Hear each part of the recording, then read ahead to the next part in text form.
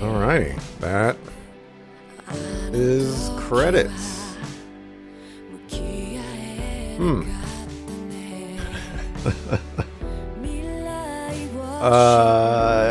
Yeah, I have a feeling that this is gonna get claimed, but hopefully it won't get blocked. Yeah, I guess that's Tales of Arise Conquered. I gotta say, like everything up until Vorin came back was all right with me. But Vorin coming back, it's like, all right, man, we know you were alive and all that other good stuff, but you dead. All right, you ain't doing none of this stuff. And then he takes the Renis Alma with him too. Like, come on, man.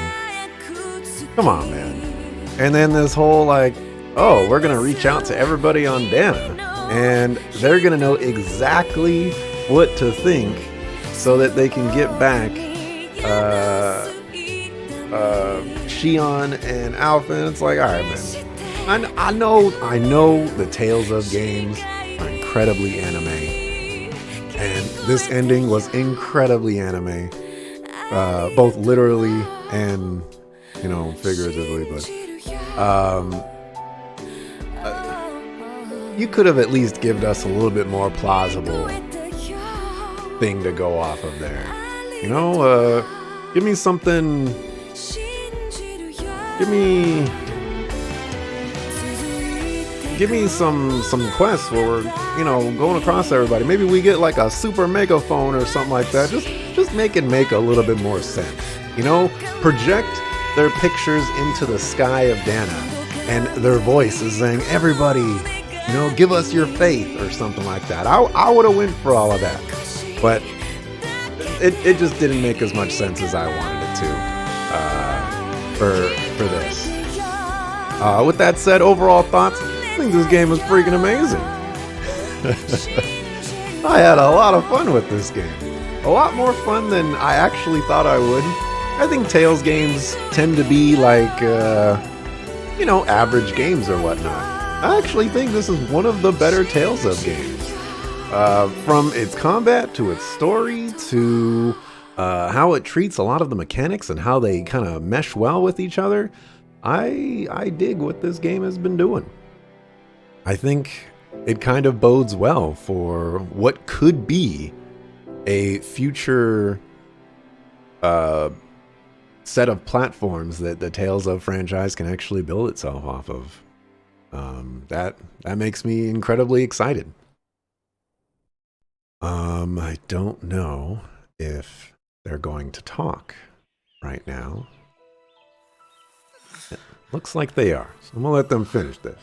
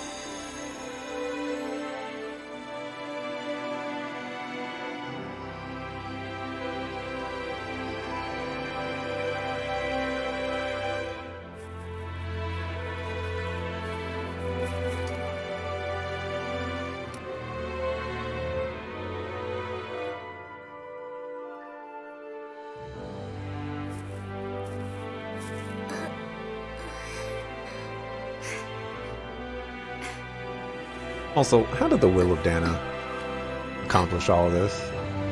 Will of Dana had at least 25% of its power gone. And that's being very, very generous. Probably more like 98%. How did Will of Dana accomplish this? Get out of here, dog.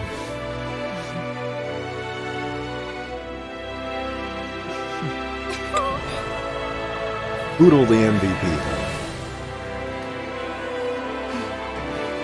The loot to loot. Let's go.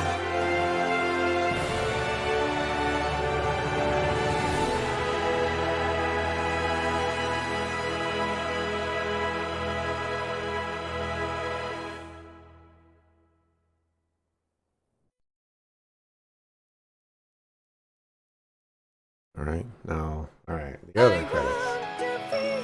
Oh, this is definitely going to be claimed. All right, I'll just talk through it. Hopefully it's not too much louder than I am. Story wasn't satisfying. I actually had a really good time with the story, and I actually do think it was satisfying. Does it end satisfying? No, not really. But was the story as a whole satisfying? Yes. Did it feel complete?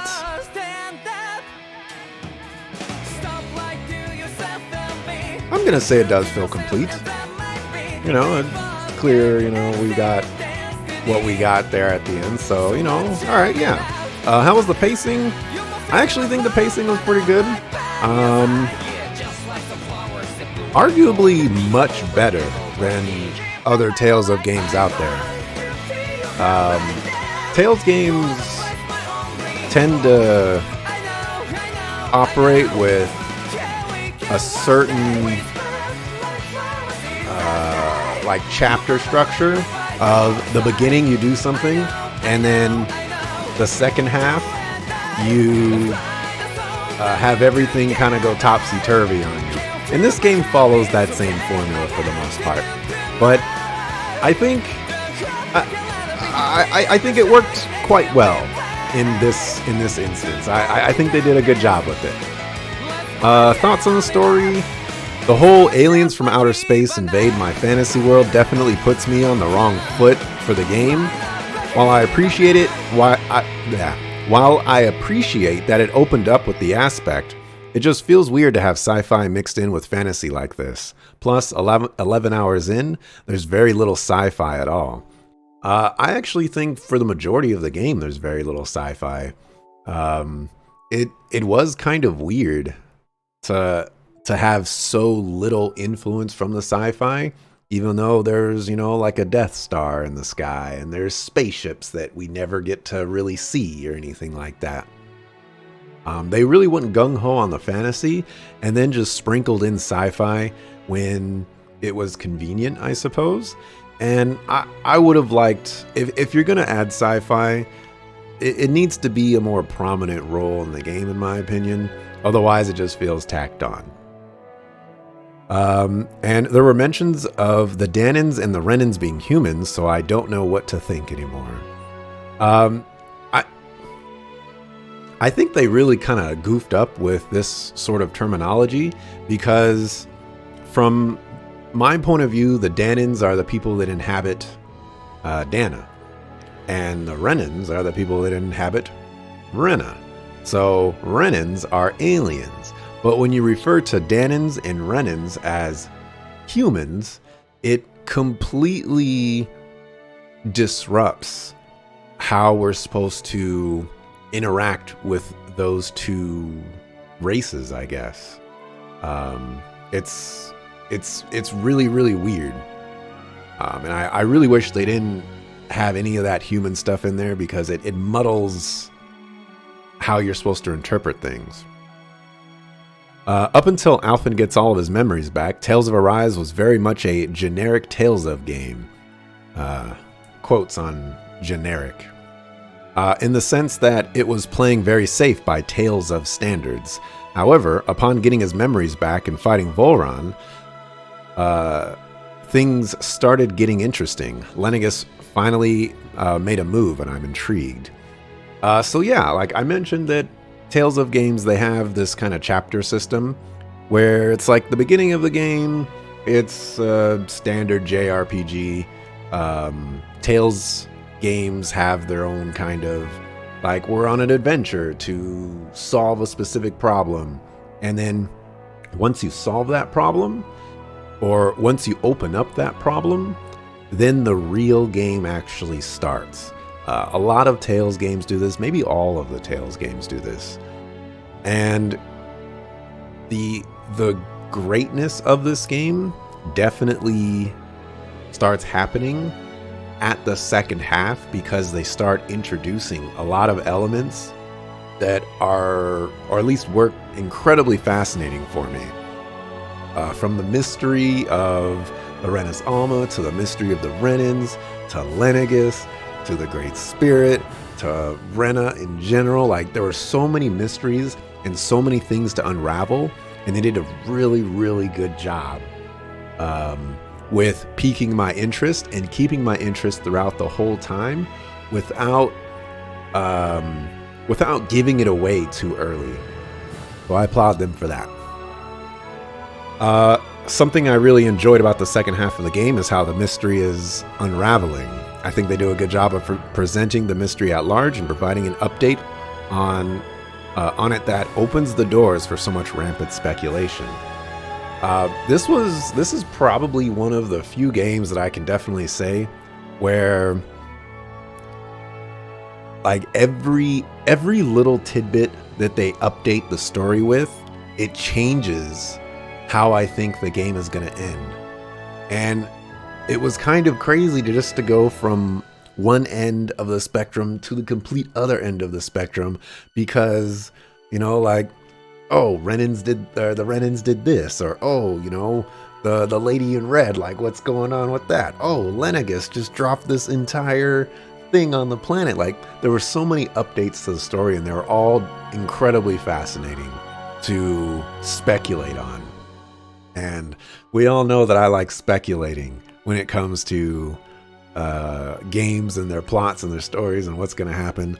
So this game was very much up my alley in that regard. I would say for the characters, this is something that I don't say for very many games out there, but I actually liked the entire main cast. I think they were all unique to each other. I think they all had very different perspectives. I think some of them were really funny, some of them were really insightful, some of them were really helpful, and then some of them were just nice characters to have around to kind of round out the cast. I had a really good time with all of these characters, and I really appreciate all of their outlooks and every one of their interpretations, and I guess their involvement with each scenario that played out. Hey, there's Digital Hearts. What's up, Digital Hearts? So yeah, I really liked all of the main cast. I think they were fantastic. For gameplay mechanics and design, what gameplay elements stand out? Backup party members receive full experience. Heck yeah. I'm so grateful for the fast traveling. In instances where I want to go back to previous areas, it makes it so nice. So in the beginning of the game, I didn't really understand how to access fast traveling, and it made things extremely difficult for me because the way I understood fast traveling is I needed to go through every area from one point to the other point to access the next area. And it was a huge pain. And so I was like, okay, I got to figure out if there's actually fast traveling. You know, I'll start pressing buttons, and boom, found out there's fast traveling. It changed the way this game works for me, because it would have been a huge slog without it. The title system is pretty cool. I like the customizability and the various differences each character can be made up of. So I think at the end, it would be fair to say that the customizability doesn't really work out so well. And I think you can also say that it's actually not as open-ended as it seems, but there are paths that you can take that are different. And I think there are elements that you can go after that would be different from where you might normally go towards. You know, for me, I was going for all the AG stuff. You know, I wanted more max AG.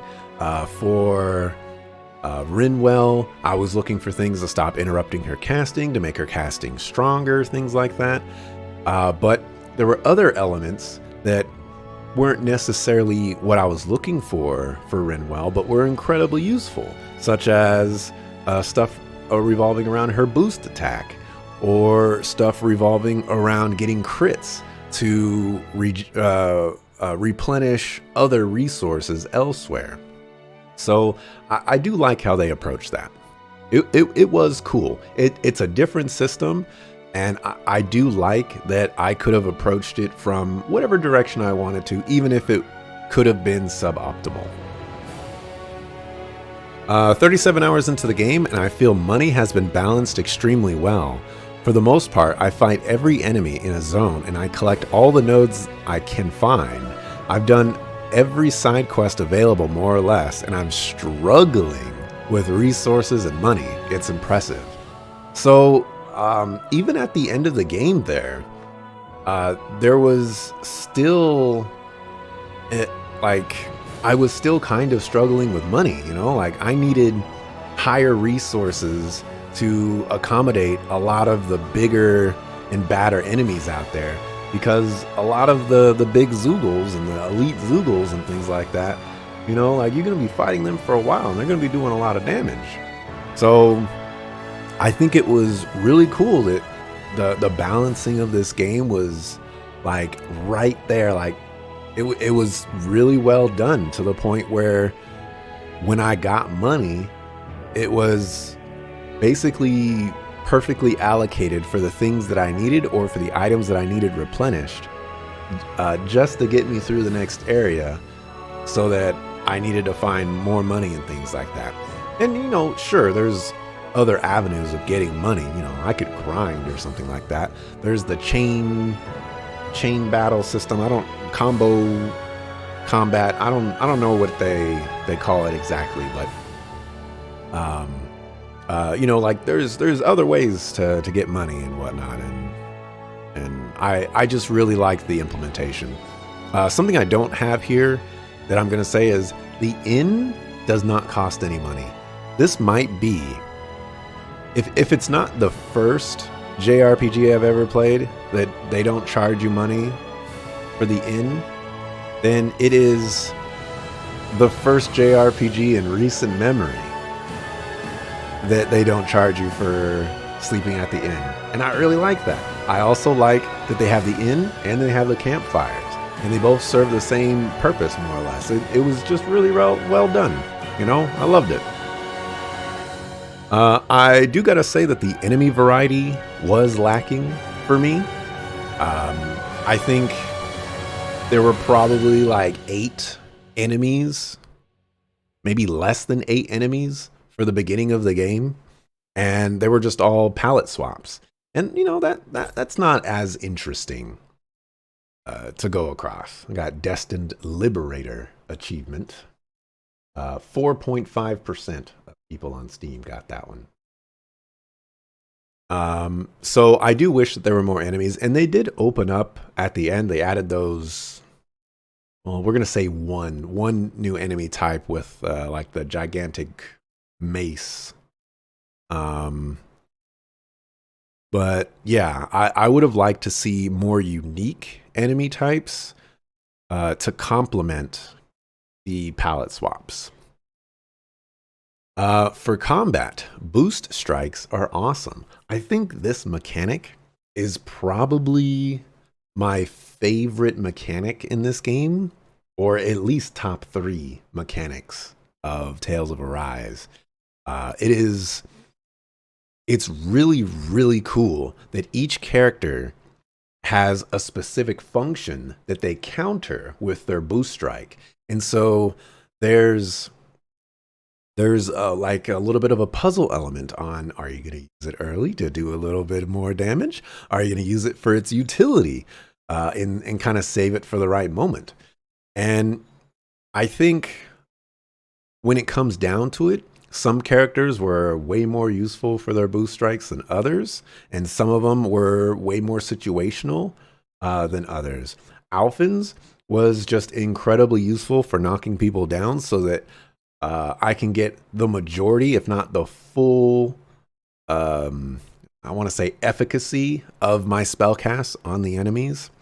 I think probably Dohalim's or Laws might have been the most, like, the more useless of them, because there's not very there's I think there's only like two, maybe three enemy types in the game that Dohalim can interact with, and there weren't very many armored enemies as well. But you know, they did damage, so that was great. So boost strikes, amazing. I hope if there's any way to improve on them, I hope the next Tales of game implements them and adds whatever improvements are deemed necessary, while still keeping the awesomeness. I don't have this in here, so I'm going to mention this right now. Being able to swap out party members is really, really nice. The backup party member does have to have their boost strike available, is what I learned towards the end there. And I think that's fine.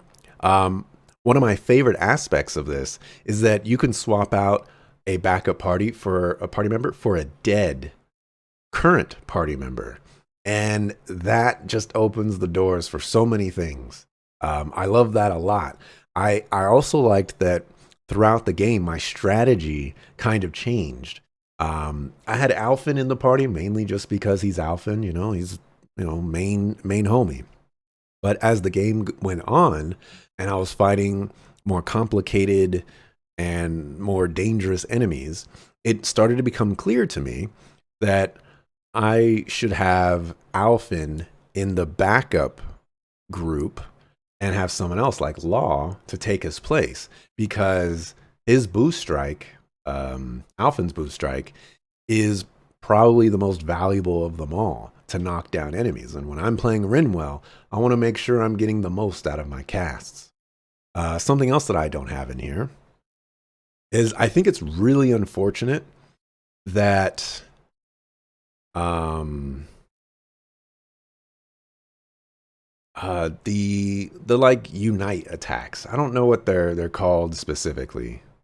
But the attacks where you build up that meter and then you can hit the boost strike button to do a big attack for big damage. It's really unfortunate that resets the battlefield. It gets rid of spells. Same thing with Mystic Strikes as well. They get rid of the spells on the field. They also kind of rearrange your positioning on the field so that like the enemy is more or less in the center, and then you kind of like semicircle around them. I don't think there's really a good way to utilize that in a positive way for a player, and so it just feels very disruptive from my point of view. Moving on though, every character having a special perk or trait is really cool. Helps make each character unique. Yeah, I actually forgot about this. Each character does have something unique that they do in combat. Alphen can sacrifice his HP to do big damage with his flame sword. Law, the longer he's punching things, the more powerful and I guess more other benefits that he gets from continually punching things and not getting interrupted. I don't remember other people's, or I don't remember Shion's. I don't remember Shion's at all. Maybe it's the bombs or something. For Rinwell, she gets to save one spell and kind of cast that spell on the next cast, which offers up a bunch of strategery in what kind of spells you're doing. And then towards the end of the game, you get to combine spells, which I don't have in here, but you get to combine spells to cast brand new spells, like I forget what it was, Star Satellite or whatever it's called, that I was casting, basically nonstop. That kind of stuff was just really, really cool. I think that Dohalim's is probably the strongest of them all. If you get a perfect dodge, his weapon range increases, and with other title perks and things like that, You start doing more damage. You start getting more things associated with that. It's just really, really, really, really, really, really strong. So all those little perk things are really cool. Each character outside of combat having some specific thing that they do was also pretty cool. So it was nice. Every character had their thing. It feels like playing a caster is actually viable since the enemy AI doesn't just charge the character you're currently controlling. This was huge for me. In every other Tales of game out there, you can't really play casters because the way the AI works is the enemies focus on the character you're controlling. And so when you're playing a caster, you're sitting there casting a spell while you have like 3 or 4 enemies just charging at you, trying to deal damage to you, and you're squishy, so you can't really be handling any of that. But in this game, there was not only a different implementation on that, but there was also an aggro system that you could have implemented. Or an aggro system that you could have utilized.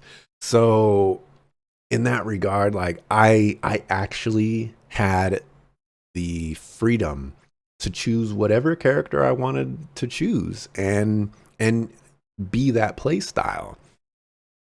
And I loved it. I loved it.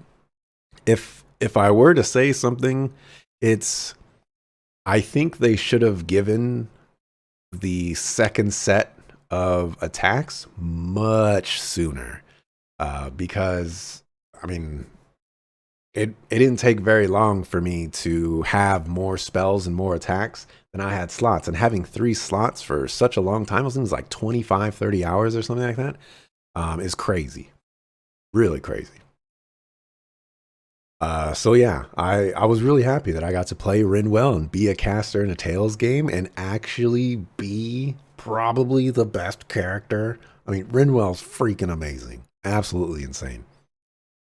Let's see, 11 hours into the game, I don't think I like the implementation of cure points, or CP. In many ways, it's the same as technical points, or TP, of previous games, but without the ability to gain it back without items. So, in previous Tales games, you have the technical points where you get 1 for every auto attack that you do on the enemy. And in this game, you have cure points, but you don't get them back. But they serve the same function. They serve a similar function. Because they have the AG system. I forget what they call it, action guard or action gauge, something. Um, I I made a prediction of sorts in the beginning that towards the end of the game I was going to get something that would replenish CP, maybe like by walking or something like that. And I never really actually got anything like that. Um, there were some things that I did get that were kind of along that lines, but nothing really of what I thought. Maybe like an item or something like that. Um, I I think this game would benefit from that, but I also see how delicate the balance has been with how CP is implemented, and I do think that overall they did do a good job. I do wish that the field stuff didn't cost CP, or certainly didn't cost that much CP. Like 50 CP to clear an obstacle so you can get a treasure chest that may or may not be useful for you. Most of the time they were useful, to be fair, but that felt unnecessary. Overall, I would say that I'm very meh on the cure point system, having beaten the game now. I would definitely prefer a different system, but with how it is now, it works and it does its job. So there you go. Uh, that being said, though, I also did a ton of side content associated with it, so I was able to take advantage of many aspects of the system where some people may not, and they might struggle with the lack of CP and be forced to do other aspects of the game to get more, which would suck. Perfect dodges are incredibly rewarding and fun to execute. The perfect dodges in this game are kind of like a Ys game where it kind of slows down the combat a little bit. But there's also counterattacks that you gain access to. So you slow it down, but then you like go in for a counterattack and you get a little bit of an advantage. And those are really nice. So I like those. I'm going to add on to here because I also don't have this on here. I do think that there is a fundamental flaw that is quite big for the game, and that is the amount of, I think stuttering is the wrong word, but there's a lot of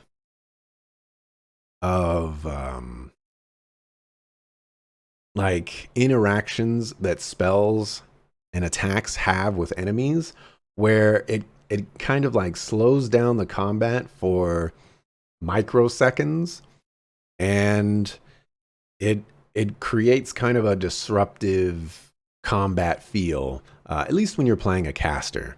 Well, yeah, at least when you're playing a caster.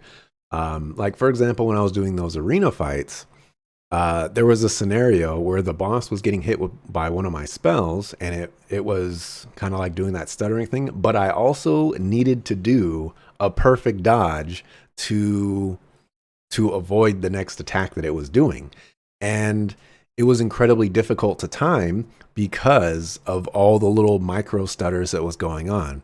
I do kind of wish that it was just a fluid combat and there wasn't any of that. I would imagine that there's some sort of technical aspect of why they do that, and it's not just like a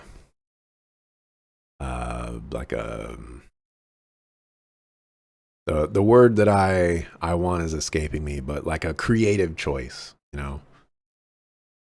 Let's see. Super cool that you can swap characters from your reserve into combat. I didn't actually think that this was going to be a thing. I don't think this is a thing in any other Tales game, so that was really cool, and I like that. And I touched on that earlier as well. I'm unsure if there's a setting somewhere to turn this off, but the target changing is very frustrating. It seems to prioritize targets near you or perhaps enemies that are targeting you. Regardless, I wish targeting was left to my discretion. This was super annoying, especially when you're casting specific spells that have a specific area of effect. Sometimes there are scenarios where there's an enemy on the edge of the arena, which means that you're losing at least 50% of your area effect when you're targeting that person. So, you know, you want to target an enemy where it's going to have more area of effect, where it's going to potentially hit more than one enemy, or at least cover a larger portion of the battlefield. But for whatever reason, my targeting was just swapping what felt like whenever it wanted for whatever reason that it wanted. And it was incredibly annoying to have that happen. And I wish it wasn't like that. But again, it could be something that I'm missing in the settings, so I'm not 100% sure. But I did briefly go through it, and I didn't see anything that jumped out to me. For dungeons, I don't really have anything interesting or relevant to say about the dungeons. There was one dungeon in Cislodia, the little castle place, that definitely fell into the practical dungeon design problems. But you know, other than that, I think all the dungeons were nice. I do like that they weren't too long. I actually think most of the dungeons were the perfect length, with the exception of Volran's castle dungeon. That one was a little too long, but other than that, all of them were really well done. For Cardinal Sins, removing a key party member without sufficient replacement. Shion was removed from the party for about an hour and a half, maybe 2 hours or so. And Shion being my healer, you know, and stuff like that, that kind of sucked. There's also the added pain of it, of they only removed her for quote a short amount of time. It just felt unnecessary. Like you guys didn't need to do that. We didn't really gain anything from that. It was just annoying for the sake of being annoying, and it didn't need to happen. It tarnished an otherwise, good experience. For miscellaneous and sound and music, not really enjoying this brand of music much anymore. It's very in your face and loud. There also appears to be some remixes or carryover tracks from previous Tales of games. So I mentioned this before that I think at least one of the battle themes is very reminiscent from a previous Tales game, which I think is Tales of Berseria. And I think it's nice to have those, like callbacks and things like that. But overall, I would definitely be I wouldn't be looking for that in a battle theme, I guess. I would want, a unique battle theme for every game, blah, blah, blah, this and that. But this type of music is definitely like, I like grand orchestral tracks, but I think this one just kind of goes too hard on it. There's been many situations, even towards the end there, where the music is just overpowering everything. Characters are talking and there's just booming music that makes it very difficult to listen to the characters and hear what's going on. And I think that's a very big challenge that needs to be overcome. But also, it's my interest in the music is just waning down. So there's that. I think the voice acting was really well done. I think some characters are more traditional Tales of style than others, where it's like kind of cheesy. It's you wouldn't really call it S tier voice acting, but maybe it's like B plus A minus or something like that. But I actually liked all the voice acting of the characters. I think they conveyed emotions with them really well. Particularly Law was cracking me up all the time. They all did a really good job, so I'm very happy with that. For graphics, the graphical style of the game looks great. Characters are well designed and distinct visually. It looks good. Yeah, I think this game just looks good. All the effects from the combat and the special effects and the visual effects and just all the effects looked great. There was very little to not enjoy graphically about this game, if there's anything that I didn't enjoy graphically.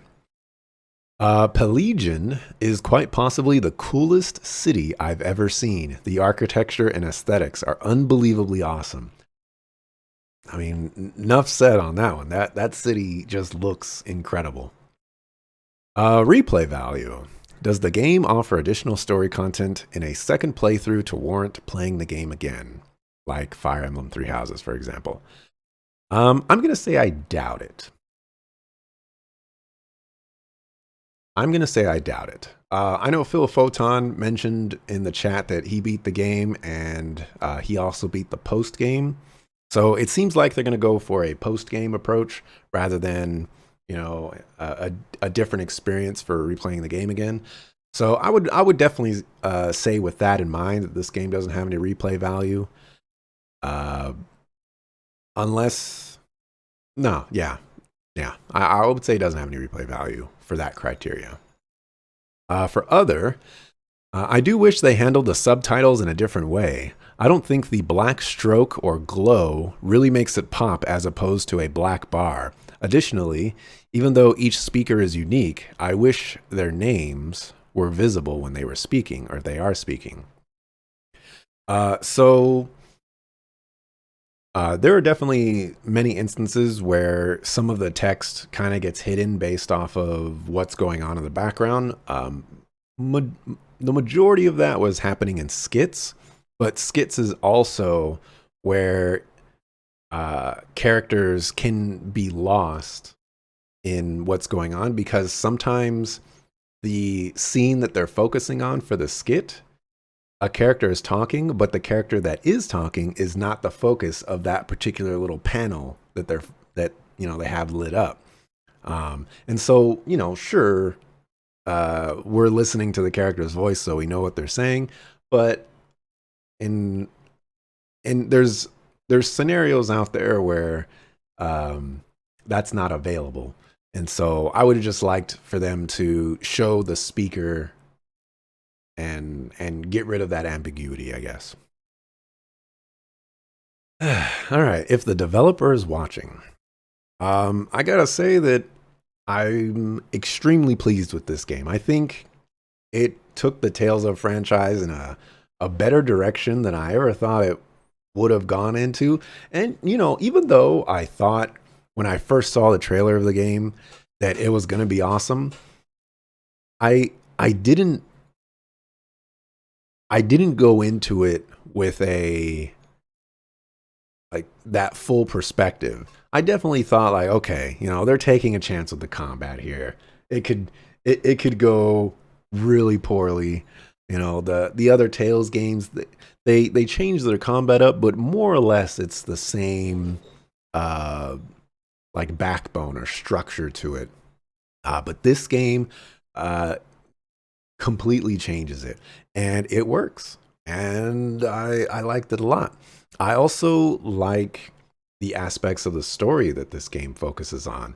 I like the character development that is throughout the game. I like the mysteries that are throughout the game.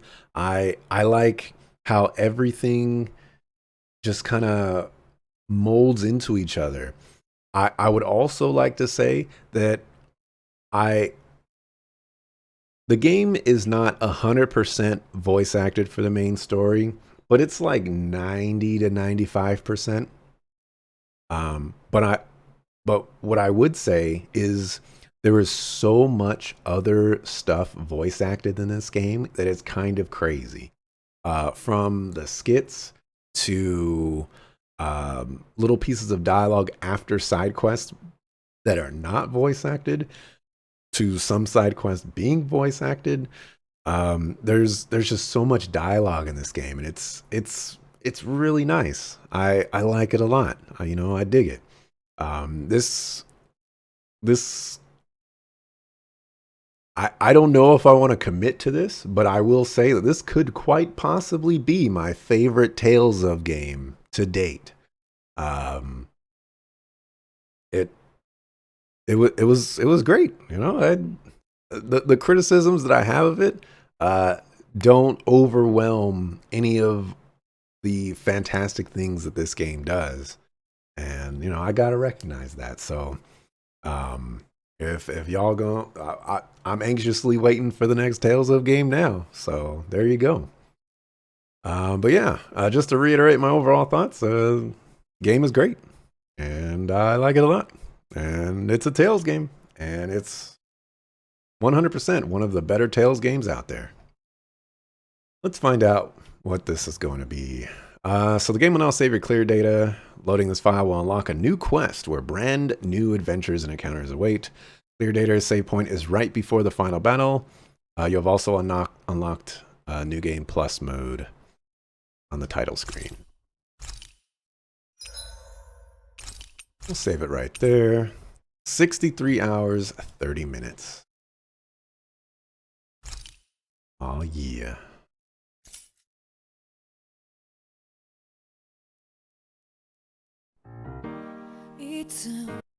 Okay. Before I end this thoughts, I'm gonna want to load up this clear data because I want to see what's going on. Something feels odd here. Be on your guard.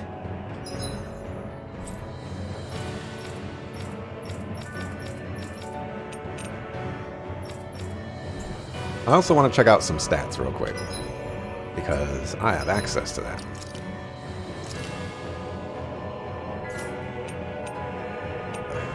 Play records. Okay, 627 battles. Not bad, not bad. Combo damage record. Okay, boost attacks. Enemy types defeated. I didn't skip that many enemies. Gold acquired, gold spent. Missing a few treasure chests. Or I wonder what skits I'm missing. It must be related to various miscellaneous elements. Because this is what is this? 1737 skits? That's a lot. Nice. I have 7 more quests to do. Not too bad on items found, equipment.